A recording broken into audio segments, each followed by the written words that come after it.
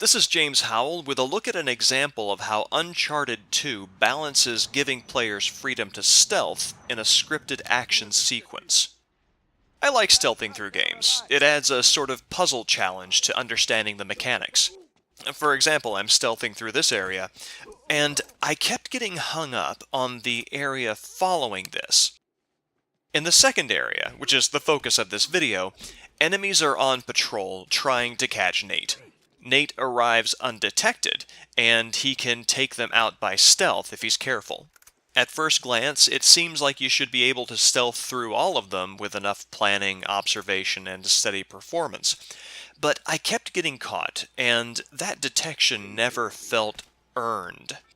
I started to ask, can this area be beaten by stealth at all? Then I killed all of the enemies with gunfire and discovered that Uncharted 2 expects the player to get caught in this area in order to trigger an incoming horde of enemies. Stealth here is not an option for getting through the area undetected. Rather, it's a way to thin out the patrol enemies so that you're less surrounded when the inbound horde inevitably appears. So it poses an interesting design question. In an area that requires getting caught, how do you funnel events toward getting caught if the player is too good at stealth?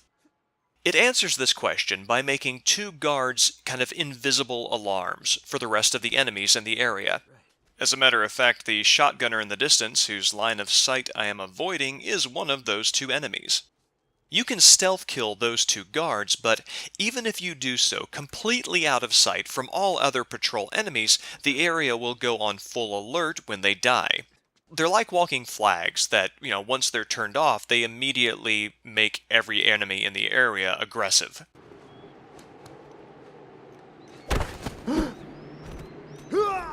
This guy here is kind of a scripted freebie. He will always be looking away from Nate's starting point, and he will always walk toward this edge whenever you, clamber over. Now we're down to the two alarm guards. As I noted before, one of them is a shotgunner, and the other one is this regular guy. Watch when I stealth kill him, and you can actually see the shotgunner turn 180 degrees to Nate's position, even though Nate did nothing to draw overt attention.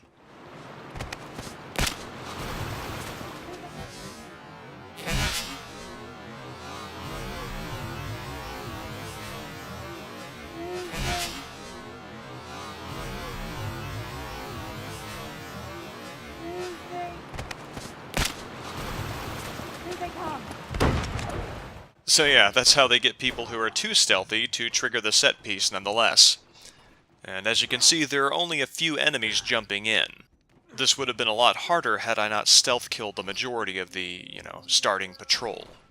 So yeah, the harsher challenge to impose upon yourself in that instance is to stealth kill as many enemies as you can before the horde comes in. And in this case, I poked at the scenario long enough to figure out exactly how many enemies I can stealth kill before the set piece, fully kicks in. And for cred on the accomplishment, here is the crushing difficulty that I played this on. Thank you for watching.